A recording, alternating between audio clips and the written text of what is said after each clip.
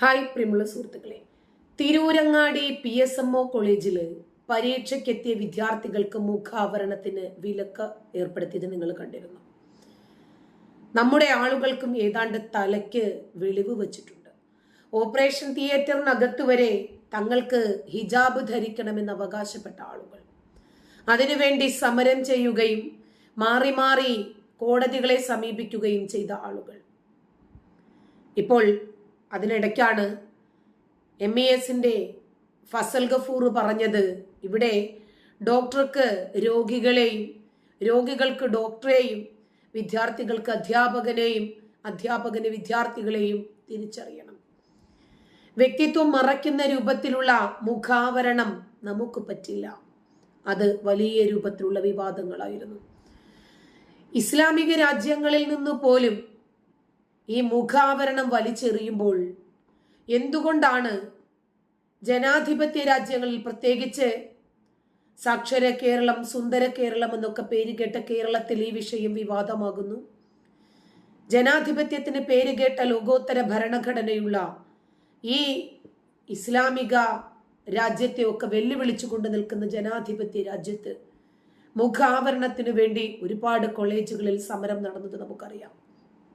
Iran പോലെയുള്ള ജനത ഹിജാബുകളും ഇസ്ലാമിക ഗ്രന്ഥങ്ങളും കൂട്ടിയിട്ട് കത്തിക്കുന്ന സമയത്ത് ഇവിടെ അറബികള് വലിച്ചെറിയുന്ന മുഖാവരണം എടുത്തണിയാനായിരുന്നു ധൃതി.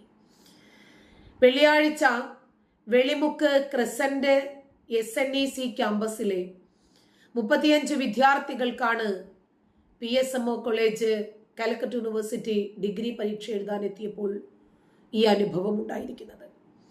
BA പൊളിറ്റിക്കൽ സയൻസ് 3ാം വർഷ സെമസ്റ്റർ എഴുതാനാണ് 35 വിദ്യാർത്ഥികൾ പരീക്ഷാ സെന്ററായി അവർക്ക് അനുവദിക്കപ്പെട്ട തിരൂരങ്ങാടി PSMO കോളേജിൽ എത്തിയത്. പരീക്ഷാ ഹാളിൽ പ്രവേശിക്കുന്നതിന് മുമ്പായി ഇൻവിജിലേറ്ററിന് മുമ്പിൽ നിക്കാബ് നീക്കി പരിശോധിച്ചതിന് ശേഷം ഇവർ പരീക്ഷാ ഹാളിലേക്ക് കയറി പരീക്ഷ എഴുതി. പരീക്ഷ കഴിഞ്ഞ് വിദ്യാർത്ഥികൾ നിക്കാബ് ധരിച്ച് പുറത്തിറങ്ങുന്നത് കണ്ട കോളേജ് പ്രിൻസിപ്പൽ ഇവരെ വിളിച്ച് താക്കീത് നൽകുകയായിരുന്നു. പരീക്ഷയ്ക്ക് മുമ്പ് ഇൻവിജിലേറ്ററിന് മുമ്പിൽ മുഖാവരണം നീക്കി പരിശോധിച്ചിട്ടായിരുന്നു വിദ്യാർത്ഥികൾ പ്രിൻസിപ്പലിനോട് യഥാർത്ഥ കാര്യം എന്താണ് സംഭവിച്ചത് എന്ന് വിശദീകരിച്ചു.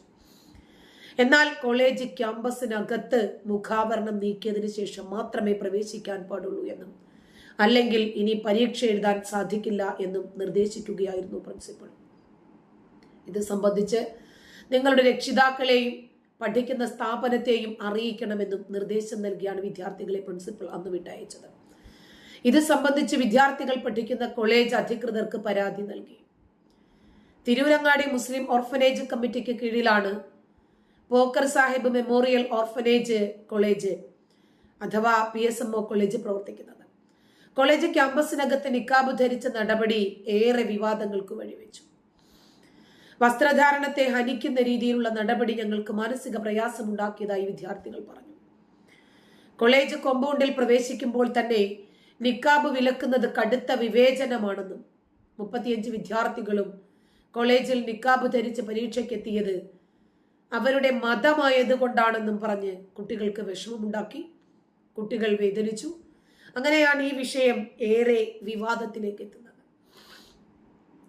PSMO കോളേജ് കോമ്പൗണ്ടിൽ പ്രവേശിക്കുന്നതോടെ നിക്കാബ് ഊരി മാറ്റണം എന്ന കോളേജിന്റെ നിയമമാണ് എന്ന് പ്രിൻസിപ്പൽ അസീസ് പറഞ്ഞു. കുട്ടികളെ തിരിച്ചറിയാനാണ് മുഖാവരണം പാടില്ല എന്ന് പറഞ്ഞത്. കോളേജിന്റെ പ്രിൻസിപ്പലിന്റെ പേര് അസീസ് എന്നായതുകൊണ്ട് കുഴപ്പമില്ല. മറ്റേതെങ്കിലും ഹിന്ദുവോ ക്രിസ്ത്യാനിയോ ആയിരുന്നെങ്കിൽ ഇന്നത്തെ എല്ലാ മാധ്യമങ്ങളുടെയും ടൈറ്റിൽ വാർത്ത, ഫ്രണ്ട് പേജിലെ വാർത്ത ഇതാകുമായിരുന്നു. കോളേജ് അഡ്മിഷൻ എത്തുന്ന ആളുകൾക്ക് ആദ്യം തന്നെ നൽകുന്ന നിർദ്ദേശങ്ങളിൽ ഒന്നാമത്തേതാണ് വിദ്യാർത്ഥികളോട് പറയുന്നത്. മാനേജർ MK ബാവ പറഞ്ഞു, ഇതിനെ സംബന്ധിച്ച് കുട്ടികൾക്ക് കൺവിൻസ് ചെയ്തിട്ട് തന്നെയാണ് അഡ്മിഷൻ നൽകാറുള്ളത്. എന്നാൽ പർദ്ദ ഉപയോഗിക്കുന്നതിന് പ്രശ്നമില്ല. വ്യക്തിത്വം ഹൈഡ് ചെയ്യുന്ന ഈ ഒരു രീതിക്ക് മാത്രമേ ഇവിടെ പ്രശ്നമുള്ളൂ. മുമ്പ് ഇതേപോലെ ഒരു വിഷയം തന്നെയാണ് MES കോളേജിലും വന്നത്. ഫസൽ ഗഫൂർ ശക്തമായി പറഞ്ഞു, ഞങ്ങളുടെ സ്ഥാപനത്തിൽ ഈ വ്യക്തിത്വത്തെ ഹൈഡ് ചെയ്യുന്ന ഈ മുഖാവരണം പറ്റില്ല. ഇത് മതമല്ല, ഇത് മത രീതിയല്ല, അതുകൊണ്ട് ഈ ഒരു വേഷം ഞങ്ങൾ അഡ്മിറ്റ് ചെയ്യില്ല എന്ന് പറഞ്ഞു. അങ്ങനെ MESന്റെ കോളേജുകളിൽ മാത്രമല്ല, അവരുടെ എല്ലാ സ്ഥാപനങ്ങളിലും ഒരു വ്യക്തി ആരാണ് എന്ന് മറയ്ക്കുന്ന, ഐഡന്റിറ്റിയെ മറയ്ക്കുന്ന മുഖാവരണം നിരോധിച്ചിട്ടുള്ള സർക്കുലർ പുറപ്പെടുവിച്ചു. ഇത് മതവിരുദ്ധമാണ് എന്ന് പറഞ്ഞ് അതിനെ ചെറുത്ത് തോൽപ്പിക്കുമെന്ന് പറഞ്ഞ് സമസ്ത മുന്നോട്ട് വന്നു. ആ പോരാട്ടത്തിന് അന്ന് പിന്തുണയുമായി പാണക്കാട് ഹൈദരലി തങ്ങൾ മുന്നോട്ട് വന്നു. സർക്കുലർ മര്യാദയ്ക്ക് പിൻവലിക്കണമെന്നും ഈ സർക്കുലർ പിൻവലിച്ചിട്ടില്ലെങ്കിൽ ശക്തമായ തുടർ നടപടികൾക്ക് തങ്ങൾ പോകുമെന്നും, ഇത് പാശ്ചാത്യ ഗൂഢാലോചനയിൽ പെട്ടുപോയതാണ്, അവരാണ് നിക്കാബിനെ എതിർക്കുന്നത് എന്നൊക്കെ പറഞ്ഞ് സമസ്ത മുന്നോട്ട് വന്നപ്പോഴും ഫസൽ ഗഫൂർ തന്റെ നിലപാടുകളിൽ തന്നെ ഉറച്ചു നിന്നു. അതാണ്, നമ്മൾ പറയുന്ന നിലപാടുകളിൽ ഉറച്ചു നിൽക്കണമെങ്കിൽ നല്ല ഗഡ്സ് വേണം. അതല്ലെങ്കിൽ മറ്റെന്തെങ്കിലും സ്വാർത്ഥ താല്പര്യത്തിന് വഴിപ്പെട്ടാൽ മാറ്റാം. മുമ്പ് ജാമിയ നദവിയ അറബിക് കോളേജിൽ, ഞാൻ പഠിച്ച കോളേജ് എൻ്റെ കോളേജാണ്, അവിടെ ഇങ്ങനെ മുഖാവരണം ധരിച്ചെത്തിയ അധ്യാപകർക്കും കുട്ടികൾക്കുമൊക്കെ വിലക്കുണ്ടായിരുന്നു. അറബിക് കോളേജാണ്, മതസ്ഥാപനമാണ്, മതവിശ്വാസികൾ നടത്തുന്ന കേരള നദ്വത്തുൽ മുജാഹിദീൻ എന്ന സംഘടനയുടെ കീഴിലുള്ള സ്ഥാപനമാണ്. അവിടെ ആർട്സ് കോളേജ് ഉണ്ട്, അറബിക് കോളേജ് ഉണ്ട്, BEd കോളേജ് ഉണ്ട്, ട്രെയിനിങ് കോളേജ് ഉണ്ട്, തഹസിസുൽ ഹദീസിന്റെ കോഴ്സുണ്ട്, തഹ്ഫീമുൽ ഖുർആനിന്റെ കോഴ്സുണ്ട്, ഹൈസ്കൂളുണ്ട്, സ്കൂൾ വിദ്യാർത്ഥികൾക്ക് വേണ്ടിയിട്ടുള്ള ബോർഡിങ്ങുകളുണ്ട്, ഹൈസ്കൂൾ, ഹയർ സെക്കൻഡറി, ഇതെല്ലാം ഉള്ള ഒരു സ്കൂളും കോളേജും അറബിക് കോളേജും എല്ലാം കൂടി ഒത്തിണങ്ങിയതാണ് ആ കോളേജ്. ആ കോളേജിന്റെ ബിൽഡിങ്, അതിന്റെ ക്യാമ്പസ് തന്നെ ഒന്ന് കാണേണ്ടുന്ന രൂപത്തിലുണ്ട്. അപ്പോൾ അവിടെ ഹിജാബ് നിരോധിച്ചപ്പോൾ ഇന്ത്യയിൽ മുഴുവനും ഹിജാബ് നിരോധിച്ചു എന്ന് പറഞ്ഞുകൊണ്ടുള്ള ചില സർക്കുലറുകളും ചില വാർത്തകളും കണ്ടു. അതുപോലെ ഇവിടെയും അതുപോലെ തന്നെയാണ്. PSMO കോളേജിലും ഹിജാബിനെ വിലക്കി 35 കുട്ടികളോട് പറഞ്ഞു. 35 കുട്ടികളാണ് മുഖം മറച്ചുകൊണ്ട് പരീക്ഷ എഴുതാനെത്തിയത്.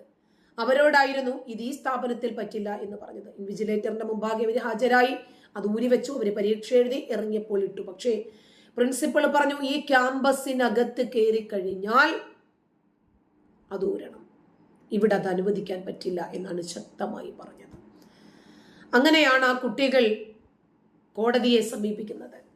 ആ കുട്ടിയുടെ മാതാപിതാക്കൾ ഹിജാബിന് വേണ്ടി സമരം തുടങ്ങിയത്. അത് നല്ലത്. നിർമ്മല കോളേജിൽ നമസ്കാരം വേണമെന്ന് പറഞ്ഞിട്ടല്ല നിങ്ങൾ സമരം ചെയ്യേണ്ടത്. നിങ്ങൾ കോളേജിൽ പോകുന്നത് പഠിക്കാനായിരിക്കണം, മതം ഫോളോ ചെയ്യാനായിരിക്കരുത്.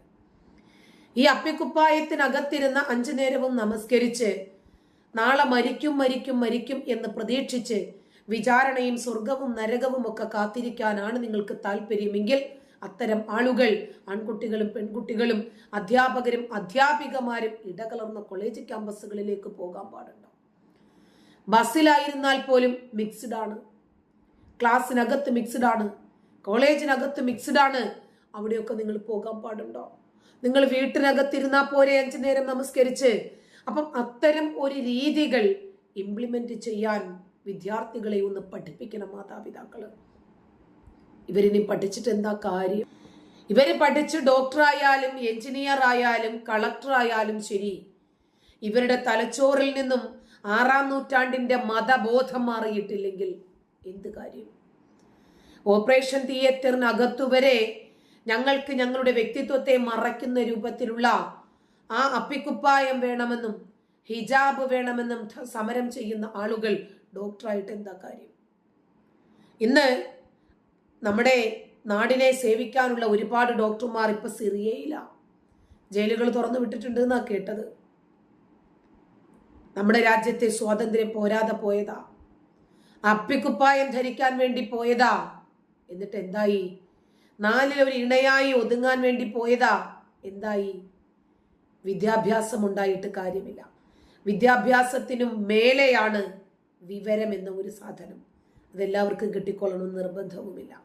മതം തുടങ്ങുന്നിടത്ത്, വിശ്വാസം തുടങ്ങുന്നിടത്ത്, അന്ധമായിട്ടുള്ള മത അനുകരണം തുടങ്ങുന്നിടത്ത് അന്വേഷണത്വരയും യുക്തിബോധവും നഷ്ടപ്പെടും എന്ന് പറയുന്നതാണ് ശരി. നന്ദി.